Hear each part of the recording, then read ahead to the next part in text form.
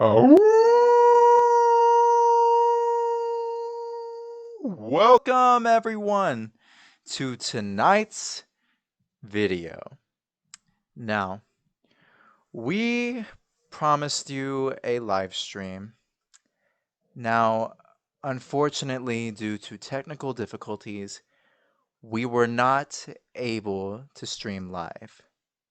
But nonetheless, the show must go on, and it will. So, for tonight, I have gathered extra creepy hosts that promise to send chills down your spine.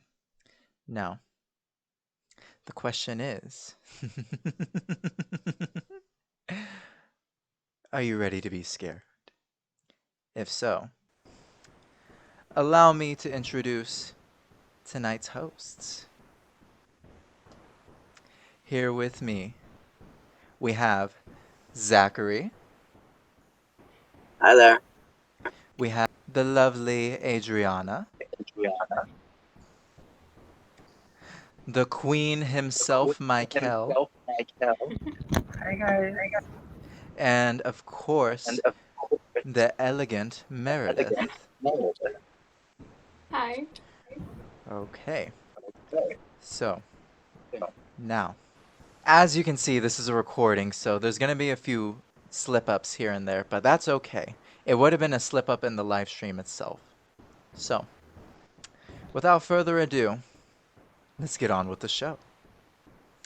So, for the first half of the evening, we have all gathered our own scary stories, urban legends, anything that will send shakes and shivers to you all. So, who would like to go first? Hmm? Anyone? I'll go first since nobody else wants to go first. All right. Our, Okay, Up first, we have Meredith. So, let me just make you the biggest. ooh, that's fun. All right. Now, ready whenever you are. Okay, so the urban legend that I chose for this was the Black-Eyed Children. And I know that's something that's like that's pretty known. I know Shane Dawson did a bit on it, but that was one that I just always enjoyed. So if you don't know, the Black-Eyed Children is an American contemporary legend that is supposed of paranormal creatures that are children pretty much between the ages of 6 and 16, and they pretty much try to get like people to like, I don't know, I'm trying to find a way to say it, but these kids, they usually will come up to you like randomly with these black eyes and like either try to pester you for stuff, or they'll try to get you to buy stuff, or do something where they're like harassing you. And it's these creepy children with black eyes. Yeah, they're said to be like demons and stuff. So I found a few stories on the internet that I figured I'd share. So this story came from somebody named Jake. He didn't want to be identified any further, so I'll just be reading what he had posted on this group. So black-eyed kids, the mere idea of them terrifies me. It didn't used to. In fact, I didn't understand what the big deal was. I don't know why. I mean, I read the online stories and articles, just like everyone else, but I didn't have the visceral reaction to them so many other people that have been reading about them. So, wait, is this an actual story? I read it. Is this not? Oh yeah, okay, I'm gonna skip to the real story. So, I began putting up an anonymous ad on Craigslist, and it read, "Black-eyed kids, I'm not afraid of you. I want to meet you. 9 p.m. Wednesday on the park bench at the corner of 3rd and Washington. Show me why I'm wrong and I should be afraid." There's something very wrong with this. I wouldn't torment a ghost if I were Jake, but Jake was not afraid. The bench was only a block from my apartment, so every Wednesday I would walk down there and see if anyone or anything came by. I usually wouldn't sit there. I'd stand back and watch. I'm not stupid. I may not be afraid for black-eyed kids, but I do know the internet can attract some nuts, and it did occasionally. Nothing except exciting, though, to write about, though. Okay. So that went on for about 6 months, and he stopped posting an ad. And a week later, he had gotten a knock on his door. He was sitting on his couch and a little after 9 p.m. And in his words, I didn't know how to explain it, but the second I heard the knock, my skin went ice cold. And I mean ice cold. I didn't need to get up. I already knew who it was, and much to my surprise, I was terrified already. I was wrong about not being afraid of black-eyed kids. The fear is on a different level though. An instinctual, primal level. I managed to get up and open the door. And yep, there was a kid about 9 years old with olive skin, dark hair, and solid black eyes staring up at me. Can I come in, he asked? I was speechless. After what seemed like an eternity, I responded with a no, and I began closing the door. We missed you at the park tonight, the boy said. I stopped closing the door. I looked at him. My mind was racing. They've been watching me. The boy smiled up at me and took everything I had in my arm to moving it, pushing the door closed and locking it. As soon as the door shut, I gasped for air. I hadn't been breathing. I sat back against my wall facing the closed door. Knock, knock, knock. He was still there and I waited nothing. It took me, oh my god. Uh-oh. I don't want to feel like whatever, but literally I saw something go out of the corner of my eye. That was really, I don't want to talk about this anymore. I don't feel good. Just as you said that, you started lagging out. Everybody, this may not be live, but it is sure being live recorded right now. That is. Oh my god. I've been scared like that before, but it's never been so sudden. I don't want to mess with it. You don't have to. Okay, well. I guess that. Yeah. Do you think you're done right here then? Okay. I'll be honest. I've read not read videos. I've watched videos and I've read stories about it, and I've never really been like I've been like, it would be a terrifying experience, yes, but it's not something I hope I ever would have to like go through. Right. And I can't tell you why. It was just something about reading about it out loud. I don't get a good feeling from it. Right. And it was like right here. It was like this like black like thing like went. And I saw it and I was like, oh, I turned and there was nothing. I mean, there's nothing there. I know there's nothing there, but I just have a really weird feeling. I don't like it. Wait, yeah, Meredith, when you were talking, I didn't know if it was your shadow or I don't want to scare you, because it sounds cheesy, but when you were talking, I thought I saw a shadow behind you, but now that I'm looking at you, I don't see a shadow behind you, so it's just like, I don't know. Oh my god, Yeah, I like like serious? like the red light should never push a shadow off of her. I'm gonna put my other light on because the red light's kind of like just for a little bit. Oh my gosh, I've never been that scared. Well, also I'd like real. to add. I'm gonna say it's real. I'd like to add something, Look folks. through it. If the video seems a little bit laggy, please know that we're all on separate internets. So either that or it could be ghosts. Could be ghosts. Yeah. Our internets are being possessed. We're apologize for the ghostly technicality.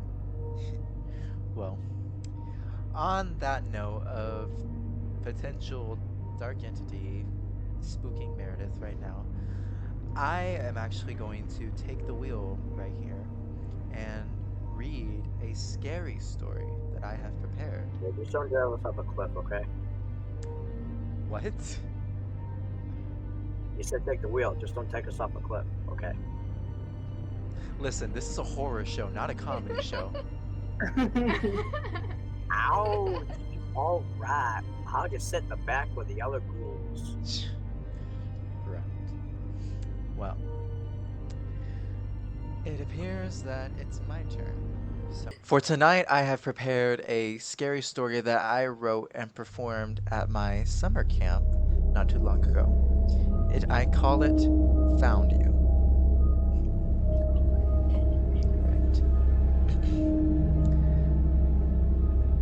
Right. Picture this. A man lives alone in a small apartment. His neighbors hardly around. At night, the apartment is empty, dark, completely silent. No one nearby could talk loud enough to be heard in the bedroom.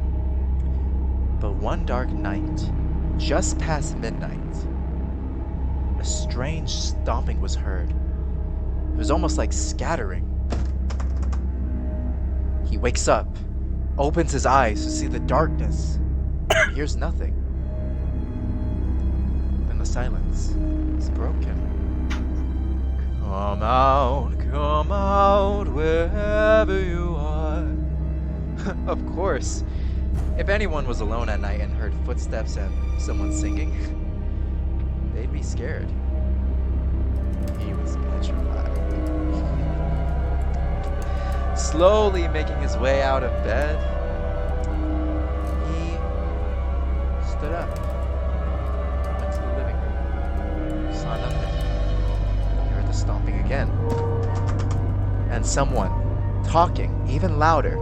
Come out, wherever you are. Now he's even more scared. He starts searching all over his apartment, checking the closets, the bathroom, every empty room to find nothing. Now, he's starting to slowly get mad. But then again, the stomping. And this time, even louder. Come out, wherever you are. Now, he is furious. He runs throughout the entire apartment, just searching for someone, for something. But he can't find anything. But this time, he stomps his own feet. And he calls out, come out, wherever you are. And he keeps searching and searching, but doesn't find anything. Defeated, he goes back to his bedroom. But he sees something under the covers. He slowly makes back to his bed. He gets enough courage to uncover. And he sees himself. He sees his own face staring right back at him. The same eyes, the same nose, everything, the exact same. But with a wicked smile and big eyes, the face just yells, "You found me!" He opens his eyes. He's awake. He's in bed. It was all a dream. Relieved, he lays back down. But the stomping voice right beside him. Found you!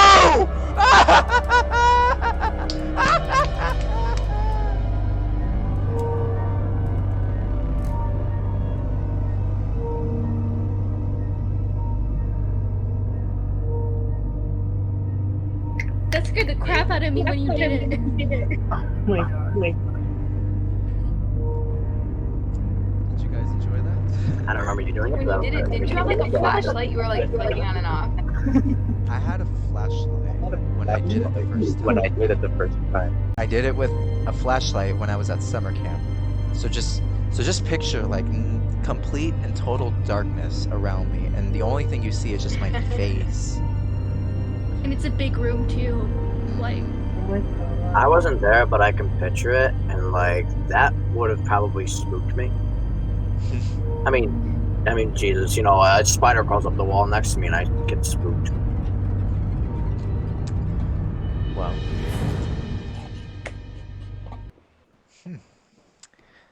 Now, that concludes my first story. Now, question is, who else has something prepared?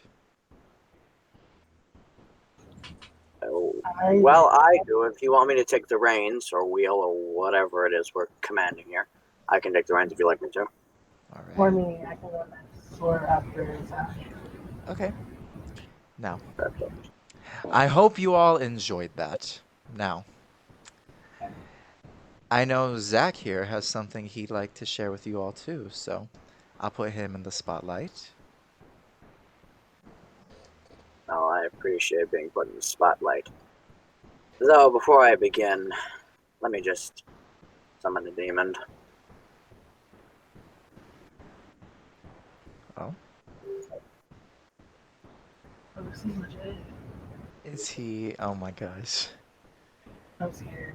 What's happening? I'm scared. I'm scared. He has a Is cold. he summoning a demon? Now that my demons are summoned, it's time to unleash the differences and the fun I have to embroil upon you. I hope you don't mind. Oh, this will be a fun night. Anywho, don't mind the voices, they're just there. In my head. But anyways, continuing on. Tonight I'm going to share with you a road that has a lot of mystery behind it. Nobody knows quite the tales of if they're true or not, but there are many witnesses to them. Tonight I will be talking to you about the mysterious Gray Road, the name of a road that is just a few miles from where I live, and has been struck with tragedy many, many times. The first tragedy that struck the Gray Road was back in the 1800s when a carriage was crossing the railroad tracks that are on the road, and the carriage got stuck, and unfortunately a train was coming. And a train struck the carriage, and of course everyone on board lived, except for a 10-year-old boy who was unfortunately murdered or killed in the incident. They say now that if you drive over the tracks and stop your vehicle, a little boy will appear out of the shadows and will approach your car. This has happened on many occasions, and he is the most common spirit you will encounter. Later on in the 1940s and or 50s, a school bus was also trapped on these railroad tracks and was struck by a train, killing the kids on there. So once again, if you stop your vehicle just before the tracks, it is said that the spirits of the children will come out and they will push you over onto the other side of the tracks. There's also a barn on this road, and it is said that a woman had a fight with her husband, and she was so distraught that she went out to this barn, went up to the hayloft, and hung herself. She is said to still be able to be seen walking within the woods on evenings around 3 to 4 a.m. Also, many orbs and wisps can be spotted. They also say that the road was a dumping ground for bodies and even orphans who passed. Although that has never been truly discovered, though who knows? People like to hide things, so we may never know. The next one is a story about a cab driver, and I'll read this one to you. On the night of August 9th, 1961, a 54-year-old cab driver by the name of Frank Coolidge was giving a man, Gerald Reinhardt, a ride to the densely wooded area. At the time, it was known as Lover's Lane, so the cab driver assumed that young Reinhardt was making a special stop to see a special someone. As they turned onto Gray Road, Gary pulled out a 22 caliber pistol and emptied the gun into Frank's back. As Frank passed away, he hit the accelerator and launched the car into a tree. Reinhardt fled the scene, heading towards Syracuse, leaving Coolidge, who was found among the wreckage at around midnight by locals. There's also a story that states that he ordered that halfway down the road, he ordered Coolidge to stop the cab and get out, and then shot him and took off into the woods. Wow. But nobody quite knows the true nature of it.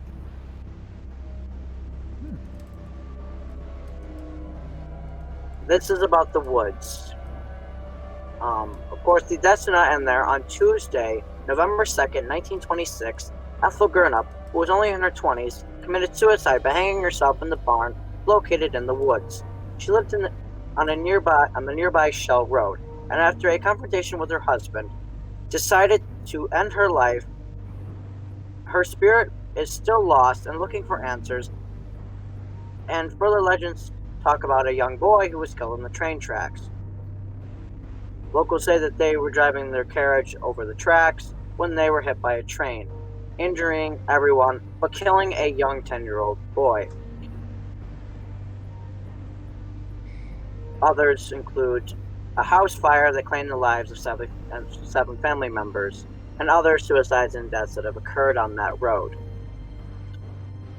On either end of the road, which makes the road even more spookier, is that there are two houses, one at each end. And the one at the beginning is always lit. Every single window is lit by a candle all year round. Nobody knows why, but they speculate that a candle is lit for each spirit, so they might leave the people who reside in the home alone. Nobody knows for sure, but that is what everyone thinks. The road is a complete mystery, and nobody has ever fully solved any of the stories to see if they're true, besides the death of Ethel Gurnup and the death of Frank Coolidge, who were both posted in New York articles by the local newspaper. Other than that, the rest of them remain mysteries. And that is my story about a terrible road, which was once a famous one for lovers, but now one of death. That is insane. Wow.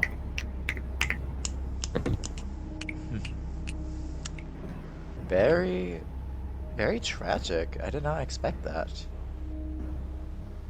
I mean, I know that I seem to have talked about two of the same things twice, but I was just reading the news articles about what had happened and their names. well, what do you guys think? Like, that was... More tragic than American Horror Story, to be honest. I know, right? That was I mean, that's a road? And that's just like a road that's just like had a lot of stuff happen? Like, that's a lot for one road. And I was like, you think you could have like turned right off of it and like done something, but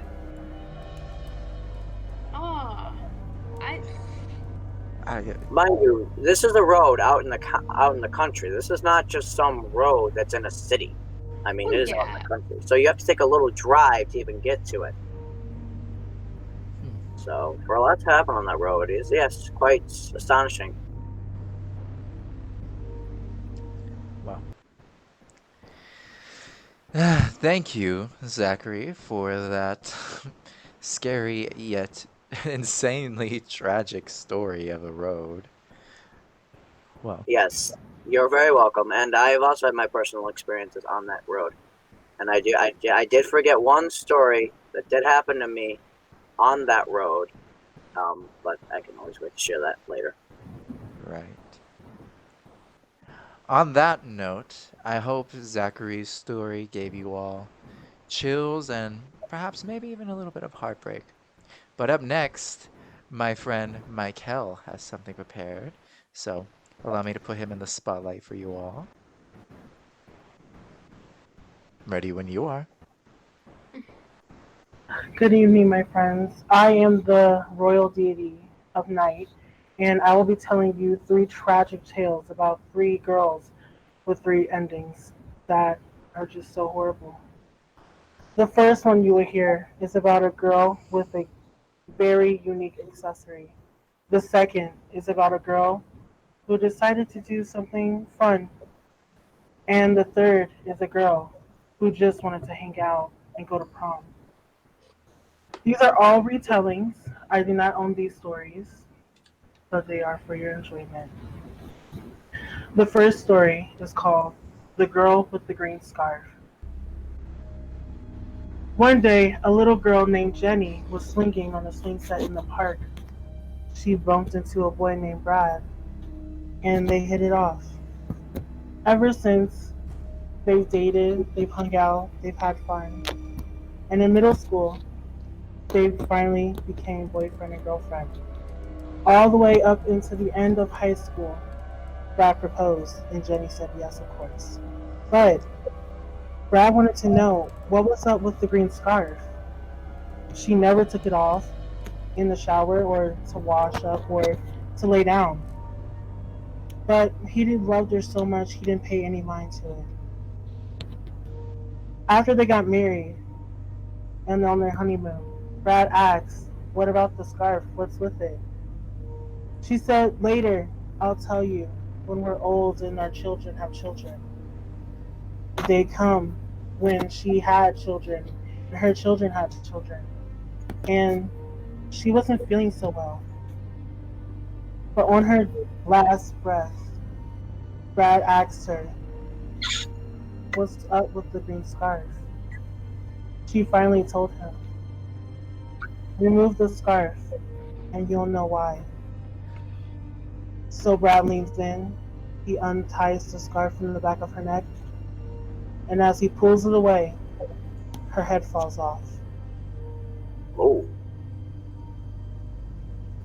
That is the end of that story. was My next tale of woe is about the girl who stood on the grave. One night at a party, a girl and her friends decided to go for a dare. They walked down the street and found a nearby graveyard. One of the boys on her group said, "Hey, why don't we go and stand on the grave? And if you mock it, maybe the spirits will come get it." So it was a dare. The girl, she stood on it, she stabbed a knife to claim that she was there for proof. But when she tried to leave, she couldn't she couldn't move. She couldn't get away. She was scared and her friends were nervous about it too. It was so dark you couldn't see anything. She started scratching and screaming and trying to get out of the grave, but nothing. That night, the girl screamed. She yelled. Her friends left her, and by morning she was dead. Her hair was white as snow. Turns out she died of fright because of the knife was enlunged into her skirt. So she was trapped forever on that grave. That is the end of that story. My last and final tale is about the girl in the white satin dress. Prom was rolling around her high school, and this girl didn't have anything to wear. She didn't have money either, so she couldn't go to the rich prom dress places and, pick one up. So her and her mom went to a thrift store to find one. They found a beautiful white satin dress, and she loved it. So her mom bought it, and she got ready that very night and went to prom. She danced and she danced, working up a sweat. She finally got the courage to ask out her boyfriend, or the person she loved the most. But when she got home, she fell asleep, and the next morning her mother found her dead in her bed. Turns out the white satin dress had embalming fluid and it had seeped into her pores from dancing last night. The history behind this dress is that it was bought off of a coroner who stole the dress off of an actual dead body while it was being prepped to be in the grave. And nobody ever washed it. These three tales of woe I gave to you. Thank you. Wow. I really, I, so I'm not gonna lie. I have heard each of those three stories. They come from like I've heard those in my childhood. I don't know about you guys, but they Yeah, were me too. like, I've actually never heard those stories, so well, the thing with like the girl in the grave, like I've heard many versions of it, but it's always because like she was dared to go to a grave and she accidentally trapped herself onto it and that's how she died. So like it was always the thing like when you first hear the story, you expect a monster to be there and like actually capture her, like the dead person, because that's what she was afraid of happening. But really, like just because she was so scared of it happening, she did it to herself. So thank you, Michael, for those three scary and mind-boggling stories.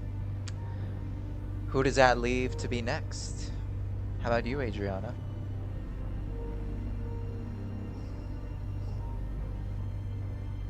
Hmm? We can't hear you. oh, we can't hear you. Oh, Oh Can my you god, hear is she us? frozen?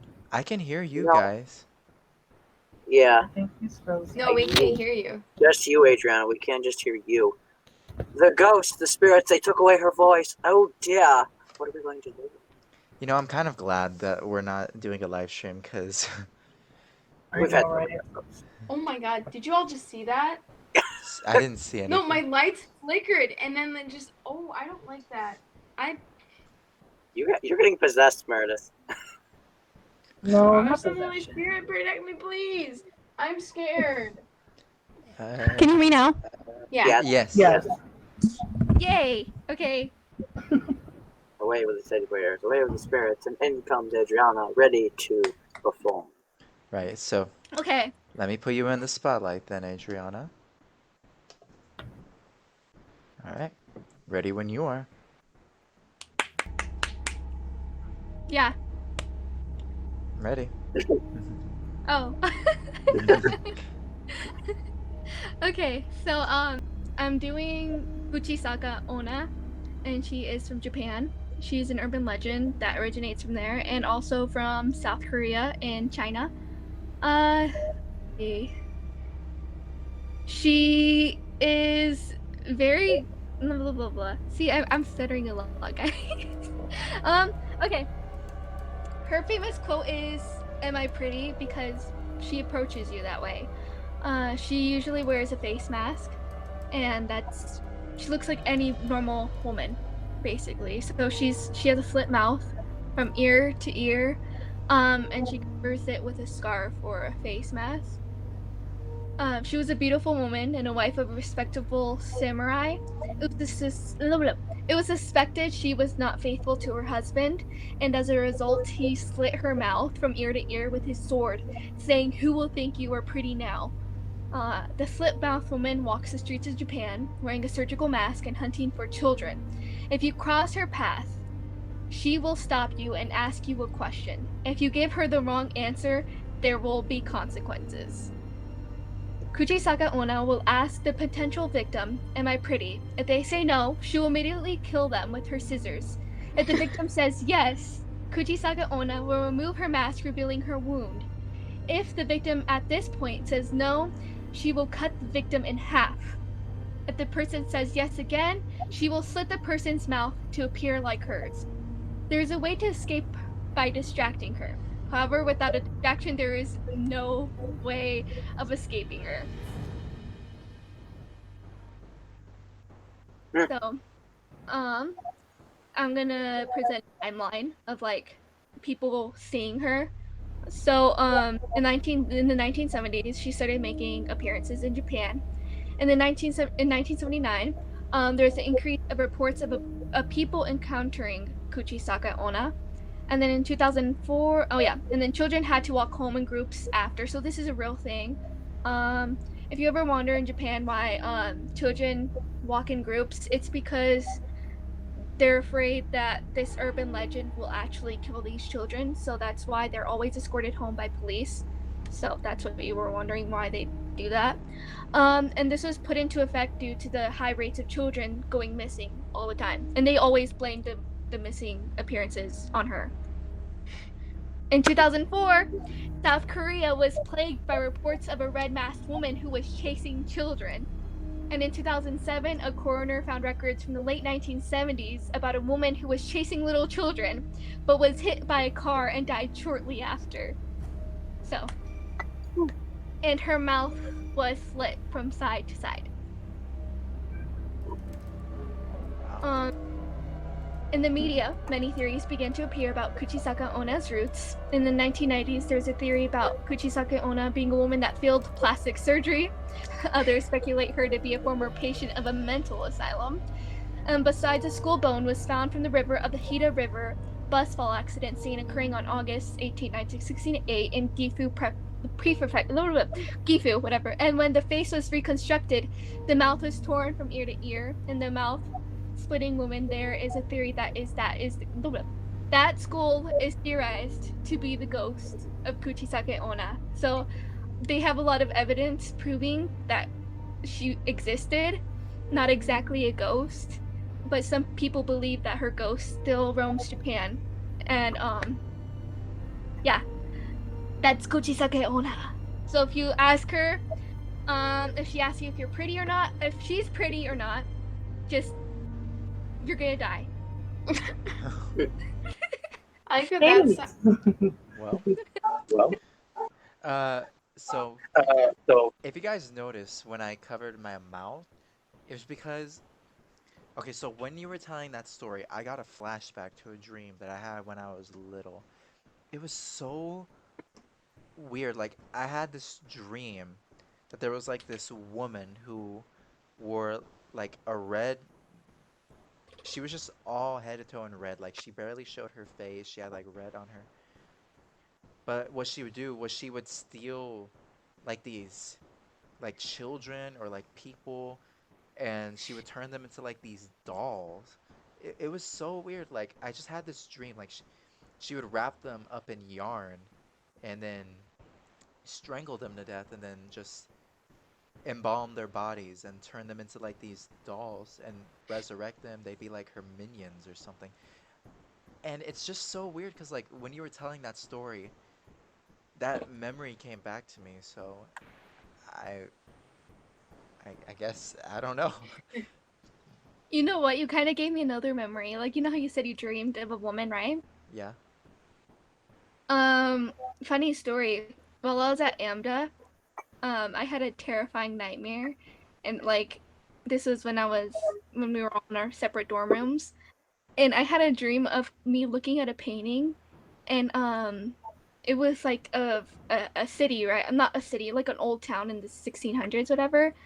And there was a river right in front of it, and there was a woman in the river, but she looked like an ordinary old woman. So like, you know what I don't know what they're called, but like it's like a Mexican hat or something, Hmm. and it goes down here, and she was wearing that. And then I said, for some reason in my dream I recognized her, and I was like, oh, that's the La Llorona. And then all of a sudden a hand goes through the painting and drags me into a bathtub and starts choking me, and like she's holding me in her hands while she's choking. So she's like right here choking me from behind and like trying to drown me basically. So and then her claws were right here. It was just that's a nightmare I had. Hmm. Well, that's crazy. Anyway,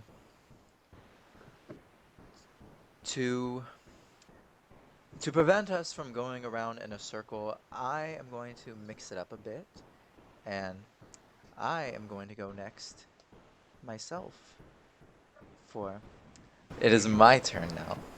So, for the urban legend that I have picked out for tonight, or one of the few,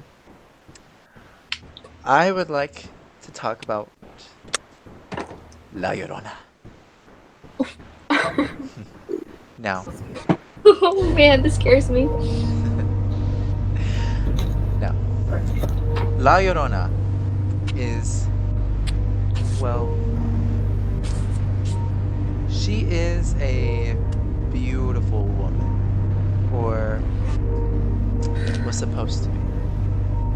Now, the story behind La Llorona is she was a beautiful woman that had an amazing husband.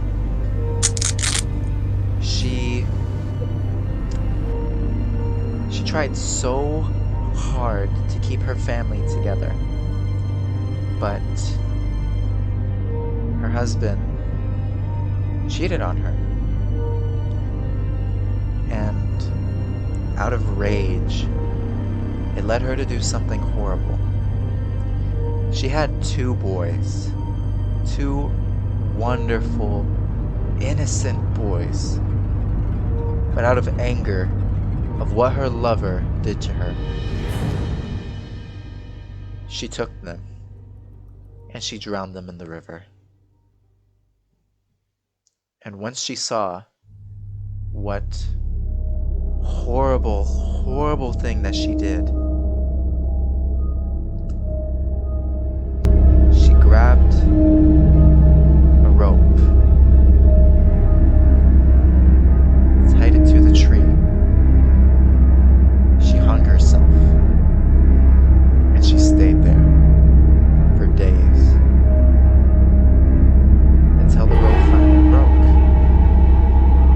and her body fell into the river and was washed away.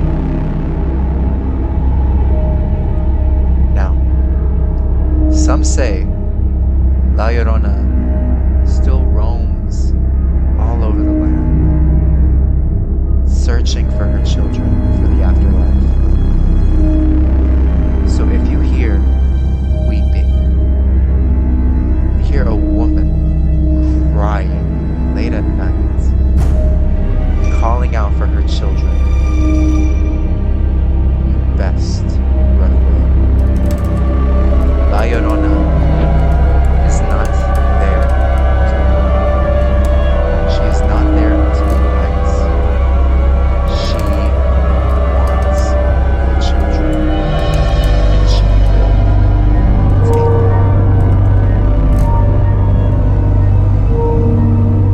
And that is my urban legend. Oof. I don't like that one. That was quite the story. And to anyone that was watching me, and while he was telling that, if anyone saw me laughing, I do apologize. I was not laughing at your story. I was laughing because Adriana was acting like a coon, and it was hilarious. And you could always see like one eye, and she's just like, I'm still here. Yes, I'm still watching. I'm really scared of La Llorona, if you couldn't tell. Okay, I'm sorry. No, girl, I can Okay. tell. For some I reason, can you tell guys, I can't see. Okay, here you come. For some, oh, okay, so that was spooky. It cut out all three of you guys' videos, but I heard your audio. It was only Adriana scared. It was like the ghost was telling me, these aren't scared. She's scared. We're going after her. Oh my Yeah. god. She's the target. Oh god. She's her. Oh my goodness. Well, and another thing about La Llorona that is strange and crazy is it it makes people wonder if it actually was an urban legend or if it was actually a true story. Mhm. Well, are you okay, Adriana? She's. She does. She can't. She can't even. She just I watch She's horror over movies it. every day, but La Llorona's like, people cry all the time. How am I supposed to know whether to run or not? Adriana, Adriana, She run every time. you're too old for La Llorona. She takes little children. Oh, you're right. I'm turning 18. Wait, are we? Oh my god, yes. Yeah. We've Oh, way too old. we've freed ourselves. So now I'm grabbing that my blanket. now that we've crossed paths with La Llorona, let's see who has an urban legend or maybe even a scary story they would like to share. Do I have any volunteers? I have another one. Oh, all right then.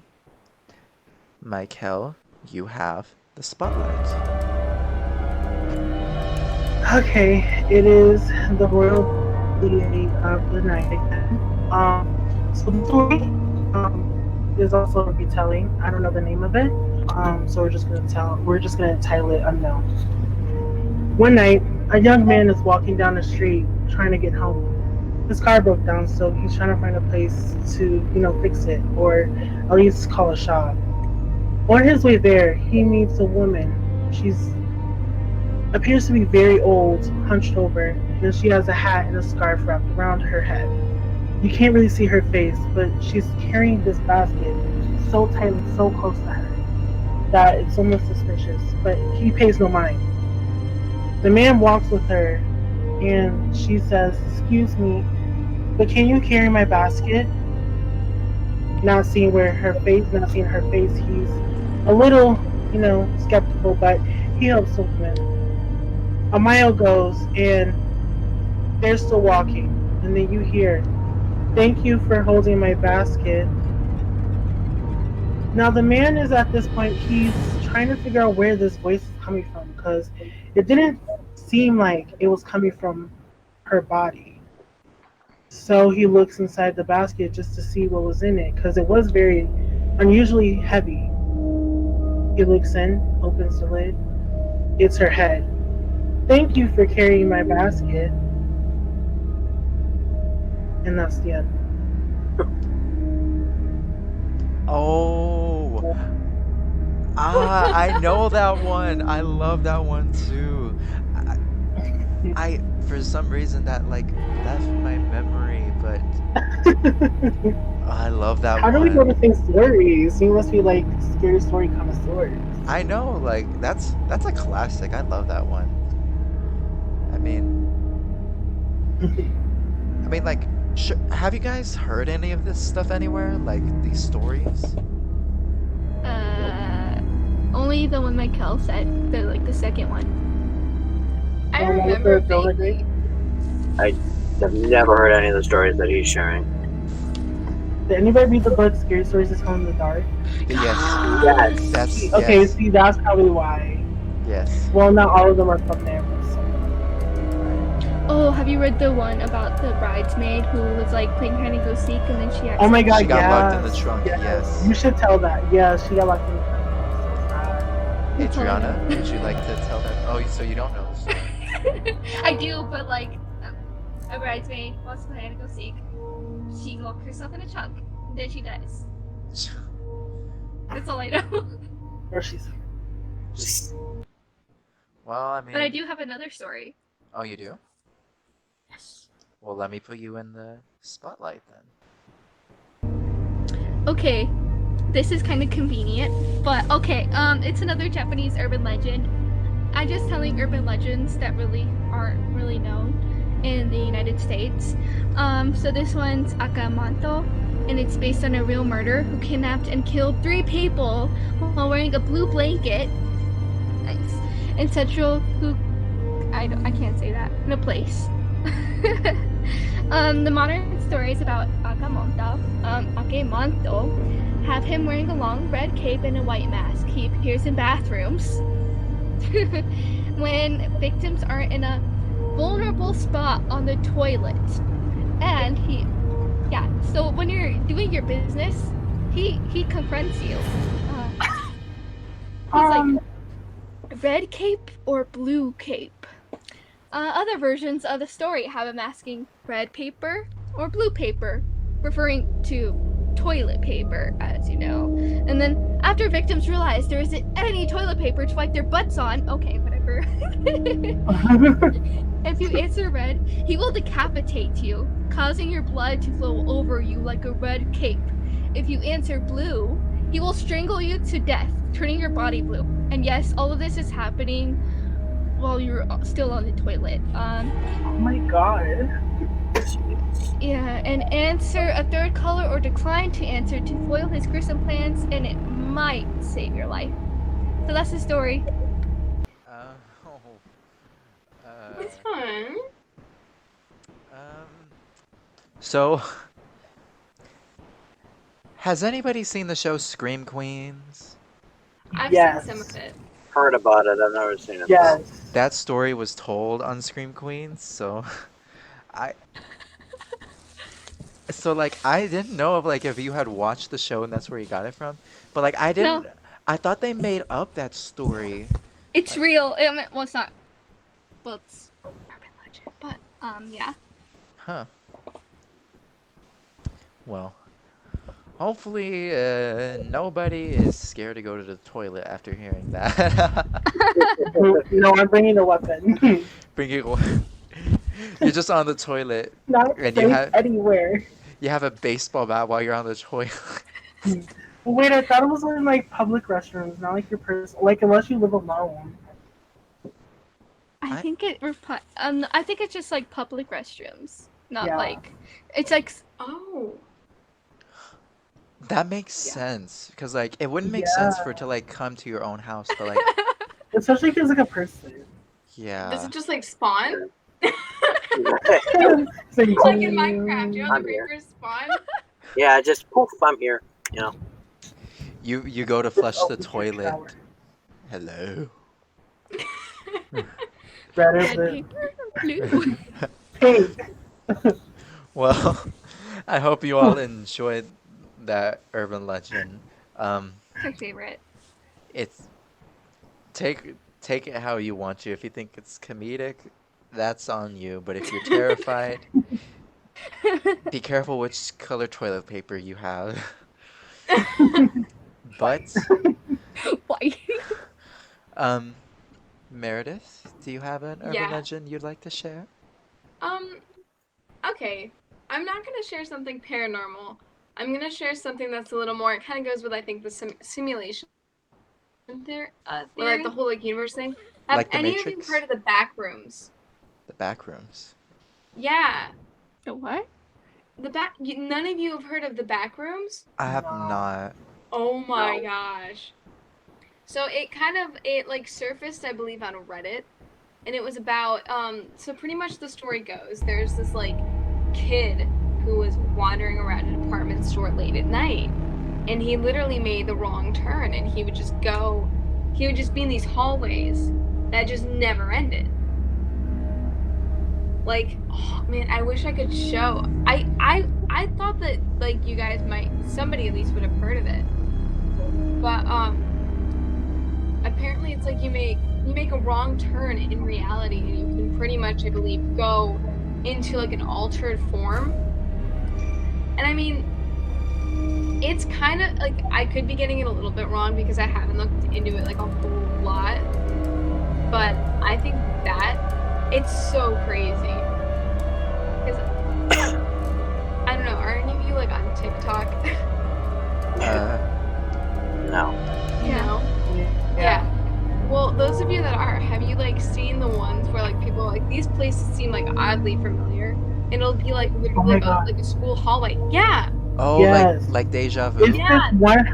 this one house that I saw on TikTok, and it like literally reminds me of when I had in my dream about this scary girl chasing me. It was horrible, and I felt not chills, but I felt deja vu because I get it a lot, and I think I can kind of like, not predict, but I can see the future, or I can see like ahead of time.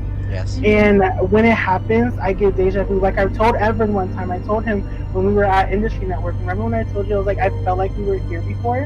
Where I was here. Yes, I remember that. It's crazy. It's crazy. I get it a lot, and it's crazy. It's just weird. Yeah. Well, I think like those are kind of, I don't want to say it's like considered the back rooms, but it's like places that are like oddly familiar, or you get like a sense of comfort from it, but you don't know why. It's because it's like, it's like these really creepy images that just seem very like grungy, almost like, I don't want to say like you think about like a rundown apartment or like a very early like 2000s home with like the like the staircases. Like I don't know, it's weird because it's such a weird collaboration of things that it's just oddly enough, a lot of people are like, I've seen this before, but I don't know where I've seen it. And Yeah. that's kind of where the backrooms kind of play in. It's like you can visit it, I think, in your dreams. Again, I could be wrong because I haven't looked into it that much, but like you can visit what? You. Oh my gosh. You. Just like what happened earlier with Adriana, how she reminded me of a dream. That reminded me of a dream too. I had a dream. I had a Triggers. dr- I had a dream where like I was going through my normal day, but then all of a sudden I opened a door and it led to a hallway that like led to all my past memories and like other people's memories, and I had the ability to like just view them and completely erase them. And like it was so weird. Like I vividly remember memories from when I was like a child, from when I was a little kid. And in my dream I was like grabbing my friends. I was like, take a look. Do you need to remember anything? And I was looking at their memories.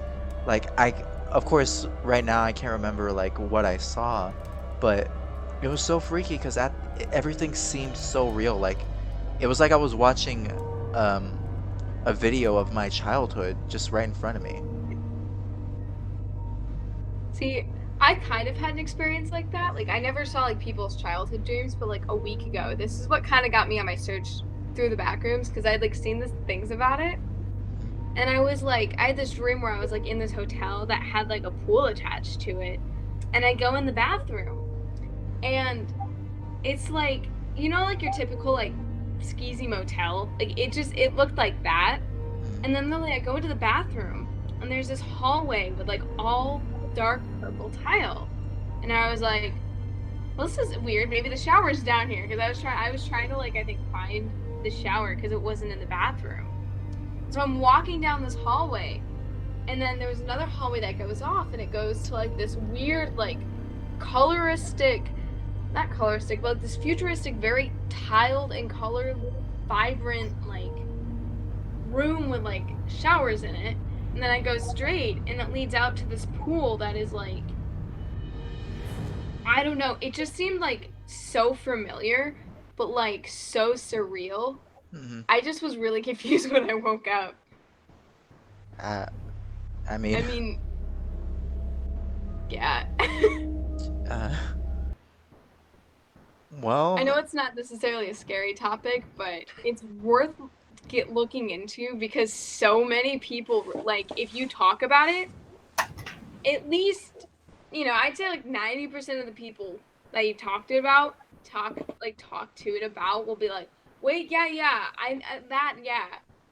So, yeah, that's a fun one. yeah. Speaking of dreams, have you ever had dreams where you try to wake up and then like other people in your dream that you don't even know would tell you you can't wake up or like you need to wake up or stuff like that? Yeah. I have. I haven't.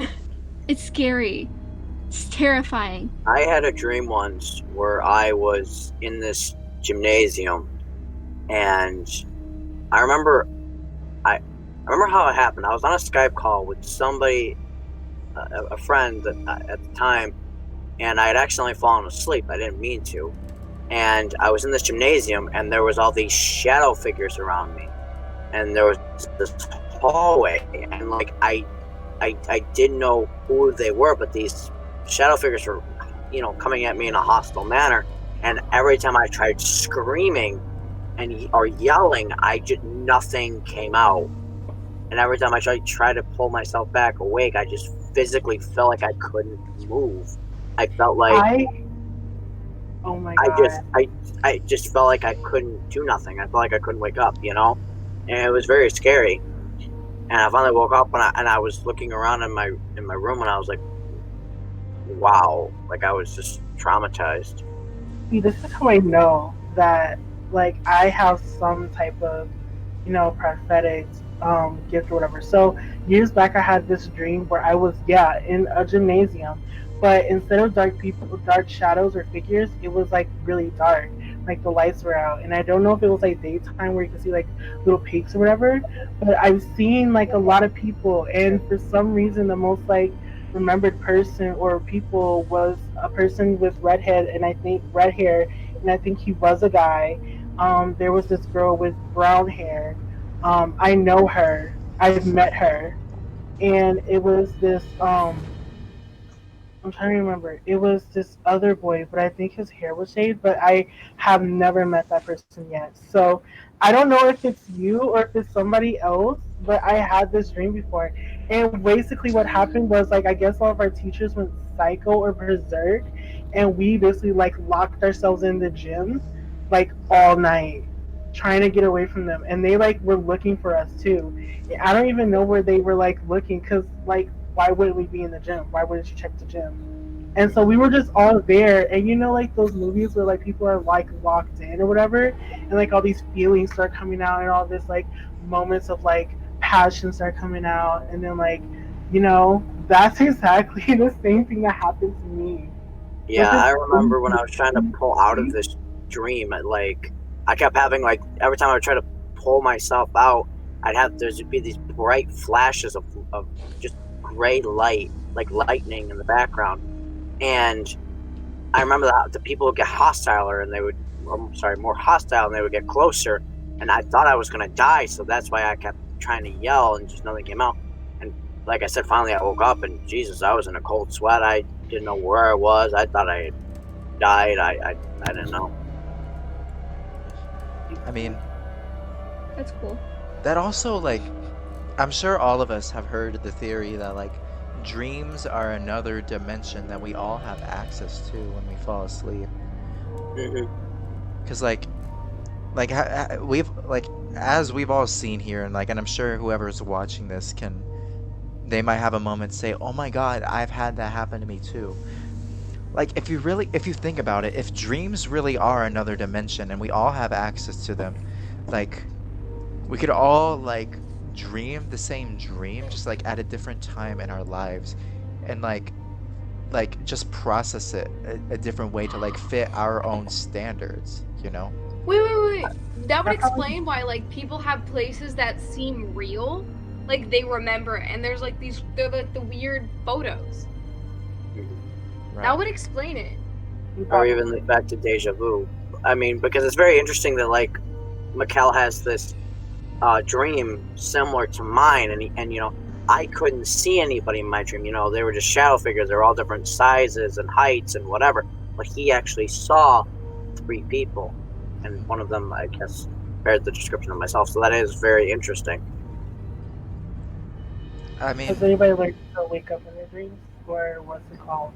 Like, what is it called? Um, what is it called when you can like walk around in your dreams, like you can wake up? Oh, uh a vivid dream. lucid dream. Yeah, Lucid lucid dream. Has anybody That's learned how to do basically that? what it was, or at least I think that's what it was. I don't know. Like Wait. it felt real. It felt like it was really happening to me. Like I was just so disoriented. Wait, no, that's vivid dreams. So I've lucid dreamed before. I've actually taught myself how to do it when I was younger. Crazy thing about it is that you wanna like when you acknowledge that you're sleeping, you don't want to like startle yourself, so you wake up from the dream, which I have done before. But you want to like be conscious. You don't want to like imagine you're awake. You just want to be in the time in the moment. And then like when you're there, you just walk around. Like I've seen my phone. So when people be like, "Have you ever seen your phone in your dream?" I have seen my phone in my dream. Um, I have like these weird things. Like when I have dreams or when I sleep, my dreams play out like they're day. Like it's just my normal day. And I know the background of it. I know like the contents. Like I know what happened like 20 minutes ago, even when I just entered in just then. And it's crazy. And like, has anybody else like have ever like you've been somebody else watching yourself or reacting to yourself?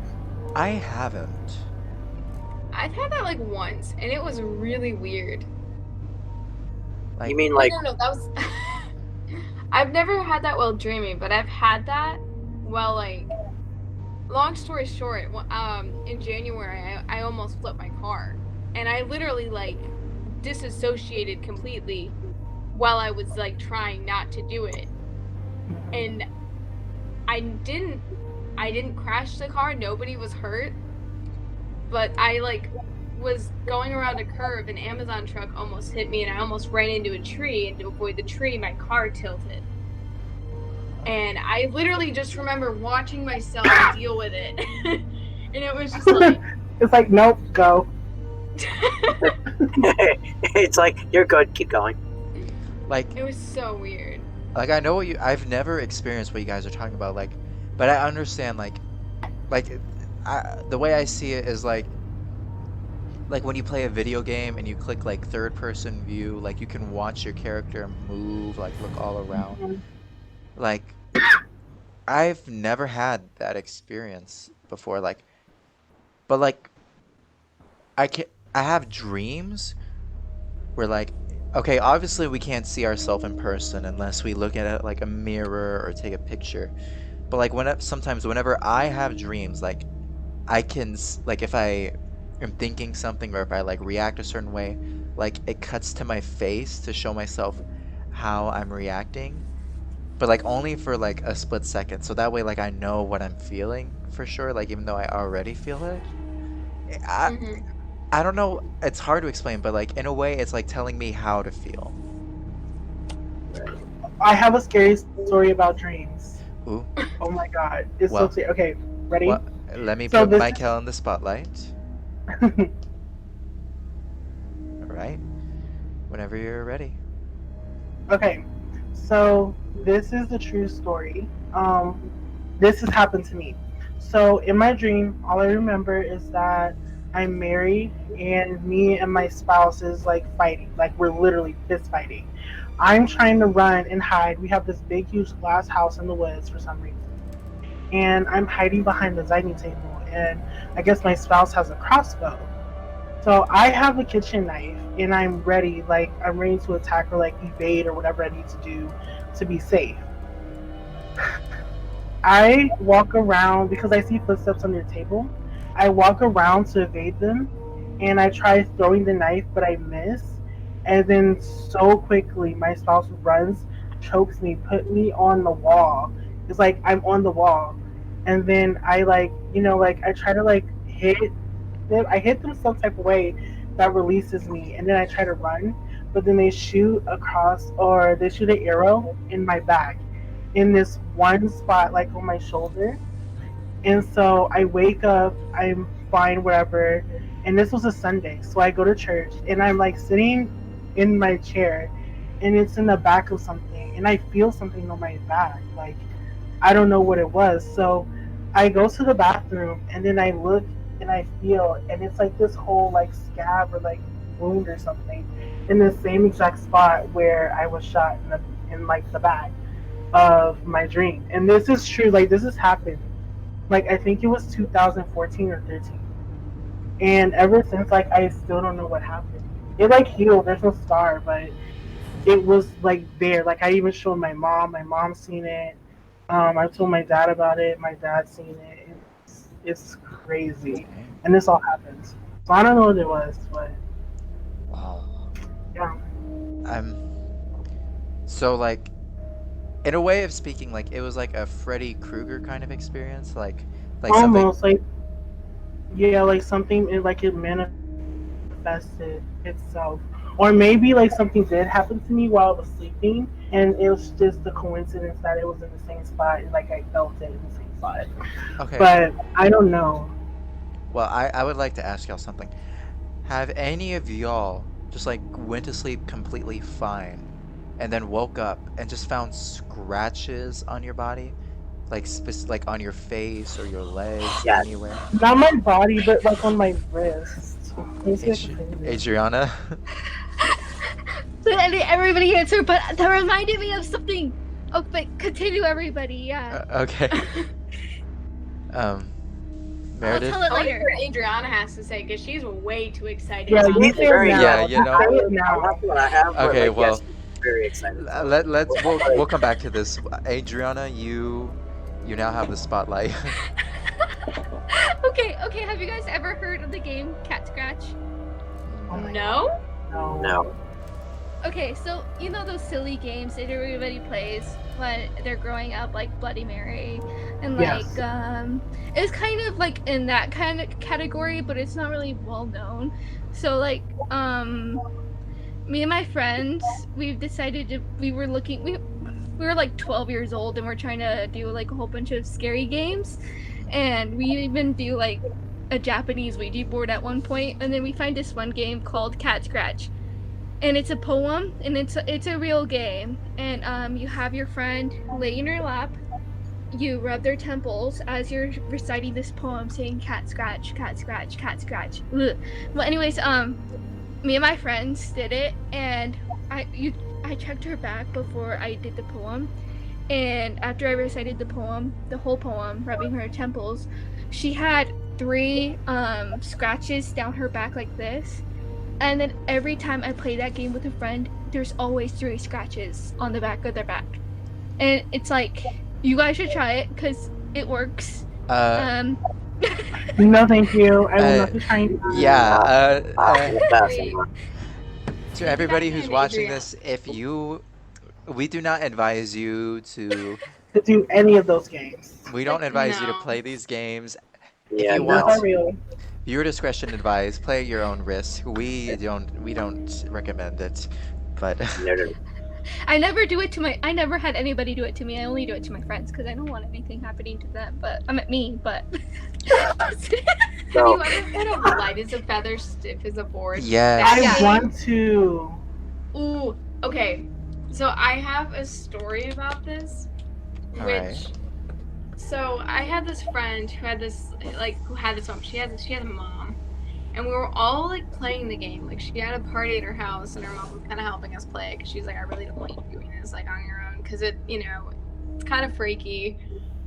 But pretty much, I don't know if you know how the game goes, but pretty much like you say, so like this is, you say fake name, they died, blank, like you give a past date, not a date into the future, because if you give a date into the future, you don't know what can happen. So she plays it with me, and literally, I'm still trying to explain the game, but like there's like 5 things going off in my head. I'm sorry. So as they're saying this, there's people underneath that like hold you with 2 fingers, and pretty much literally you can lift people up without effort. Yeah. And so they were trying to lift me, and she's like, you have to like open your mind to it. I was very skeptical about it because I was like, I don't know if this is gonna work, and I don't like messing with bad energy. I don't know what type of not into that.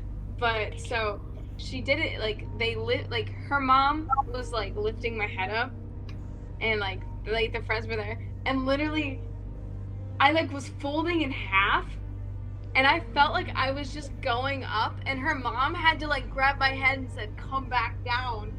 And I was like, what just happened? And she's like, your soul started to leave your body. I mean, she could have been like full of whatever, but it was such a weird feeling that I will never mess with those games. It's just so they killed you technically, and then your mom was like, oh no. well, it wasn't my mom. It was actually my Her mom. Yeah. yeah, she's like, nope, you're not going. Come back. Well, literally, she's like, your soul started to just go up, and I had to like close your third eye, and I'm like, I don't know if I believe that, but I do know that I literally was going, and I went until she like tapped my forehead back, and it was weird. That reminds me of Insidious, the movie Insidious. What happens in Insidious? I've never seen it.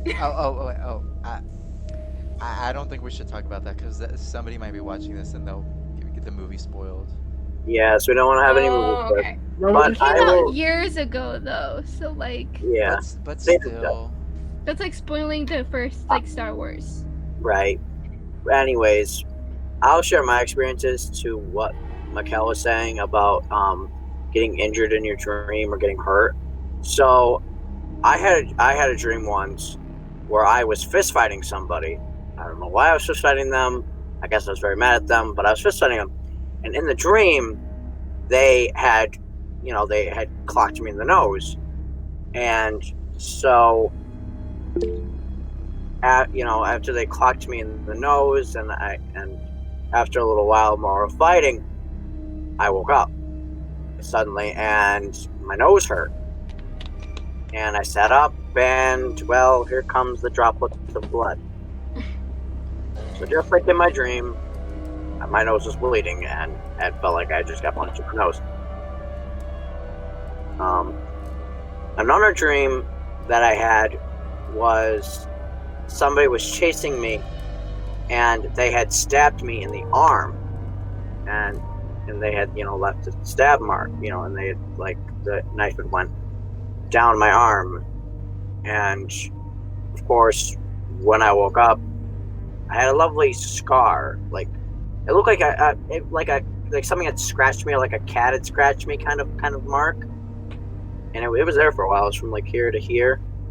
And at the time, I didn't have a cat. And I woke up laying on my back, and there's nothing around me that could have scratched me like that. So I don't know. I'm surrounded by plastic walls, so I don't see how they could have scratched me like that. But anyway, so those are my two experiences of things that have happened to me that have caused me injuries in my dream.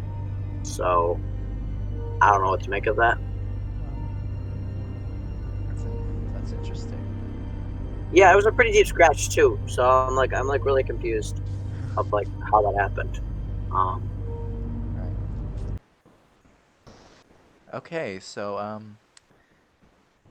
yeah, I don't know how everybody will view this. Like, I mean, it is a very strange topic if you think about that, Okay, but sorry to interrupt, but there's something else that I've been thinking about too. right, So there's this thing if you when you're sleeping, you have to be completely relaxed, right?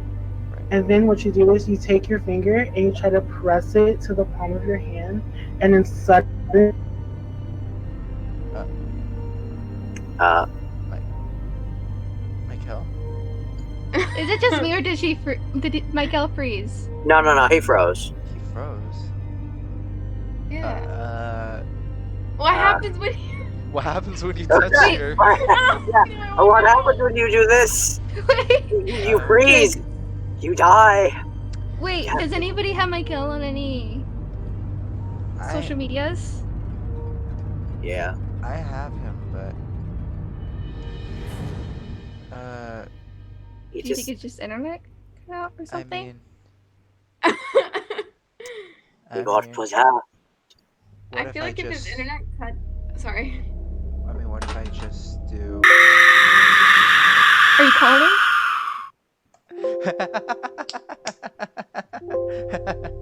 Did I scare you? Oh, perfect timing. It's time to leave. Well, Anyhow, well, that's another host down. sorry about that, folks. It appears that one of our hosts just had some internet issues, but at least he shared with us the few stories that and urban legends that he did have, which were really good, by the way.